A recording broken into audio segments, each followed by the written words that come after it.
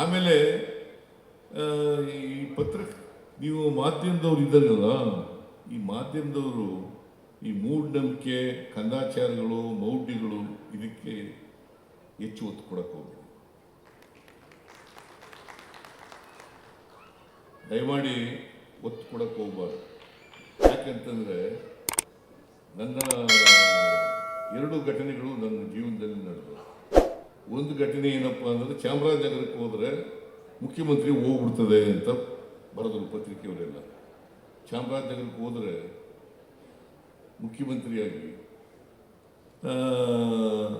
ಮುಖ್ಯಮಂತ್ರಿ ಸ್ಥಾನ ಹೋಗ್ಬಿಡ್ತದೆ ಅಂತ ಬರೆದರು. ನಾನು ಒಂದು 15 ಸಾರಿ ಹೋಗಿರ್ಬೋದು, ನನ್ನ ಮುಖ್ಯಮಂತ್ರಿ ಸ್ಥಾನ ಇನ್ನೂ ಗಟ್ಟಿ ಆಯಿತು. ಇಂಥದಕ್ಕೆಲ್ಲ ಯಾಕೆ ಬೆಂಬಲ ಕೊಡ್ತೀರಿ? ಆಮೇಲೆ ಒಂದು ಸಾರಿ ನನ್ನ ಕಾರ್ ಮೇಲೆ ಒಂದು ಕಾಗೆ ಕೂತ್ಕೊಂಡ್ಬಿಟ್ಟಿತ್ತು. ಅದು ಏನೋ ರೋಗ ಬಂದಿದ್ದ ಕೂತ್ಕೊಂಡಿತ್ತು, ಏನೋ ಗೊತ್ತಿಲ್ಲ, ಗ್ಲಾಸ್ ಮೇಲೆ ಕೂತ್ಕೊಂಡ್ಬಿಟ್ಟಿತ್ತು. ಇಬ್ಬರು ಇವರು ಎಂಥದ್ದು ಈ ಭವಿಷ್ಯ ಹೇಳೋರು ಜ್ಯೋತಿಷಿಗಳು ಒಂದಿನ ಟಿ ವಿನಲ್ಲಿ ಚರ್ಚೆ. ಏನಪ್ಪ ಚರ್ಚೆ? ನಾನು ಭಾಳ ಕುತೂಹಲದಿಂದ ನೋಡಿದೆ. ಏನು ಚರ್ಚೆ ಅಂತಂದರೆ, ನಾನು ಇನ್ನೂ 17ನೇ ಇಸ್ವಿನಲ್ಲಿ 2017ನೇ ಇಸ್ವಿನಲ್ಲಿ ಇನ್ನೂ ಜನವರಿ ತಿಂಗಳು ಫೆಬ್ರವರಿ ತಿಂಗಳು ಇರಬೇಕು.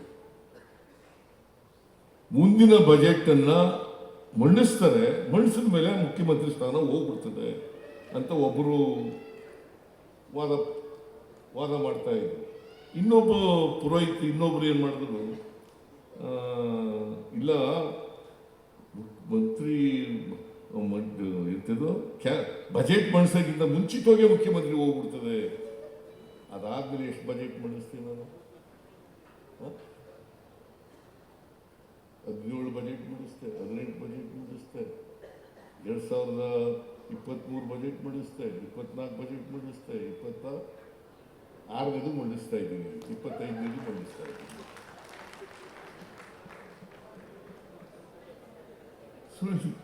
ಈ ಥರ ಜನರಿಗೆ, ಈ ಥರ ಸುದ್ದಿ ಜನರಿಗೆ ತಲುಪಿಸಿದ್ರೆ ಏನು ಮಾಡ್ತದೆ ಹೇಳಿಯಪ್ಪ ನೋಡ. ಇದು ನಂಬ್ಕತರ ಇಲ್ವೋ ಜನ? ಅದಕ್ಕೆ ಪತ್ರಕರ್ತರಿಗೆ ವೈಚಾರಿಕತೆ ಇರಬೇಕು, ವೈಜ್ಞಾನಿಕತೆ ಇರಬೇಕು, ವಸ್ತುಸ್ಥಿತಿಯ ಅರಿವಿರಬೇಕು. ಆಮೇಲೆ ಈ ಅಧ್ಯಯನಶೀಲರಾಗದೆ ಹೋದರೆ ಬಹಳ ಕಷ್ಟ. ಲೇಟೆಸ್ಟ್ ಹಾಗೂ ಇಂಟ್ರೆಸ್ಟಿಂಗ್ ಸುದ್ದಿಗಳಿಗಾಗಿ ಬಾಸ್ ಟಿವಿ ಕನ್ನಡ ಚಾನೆಲ್ನ ಸಬ್ಸ್ಕ್ರೈಬ್ ಮಾಡಿ. ಹಾಗೆಯೇ ಬೆಲ್ ಐಕಾನ್ ಪ್ರೆಸ್ ಮಾಡಿ. ಇದರ ಜೊತೆಗೆ ಫೇಸ್ಬುಕ್, ಇನ್ಸ್ಟಾಗ್ರಾಮ್, ಎಕ್ಸ್ನಲ್ಲೂ ಮಿಸ್ ಮಾಡದೆ ಫಾಲೋ ಮಾಡಿ.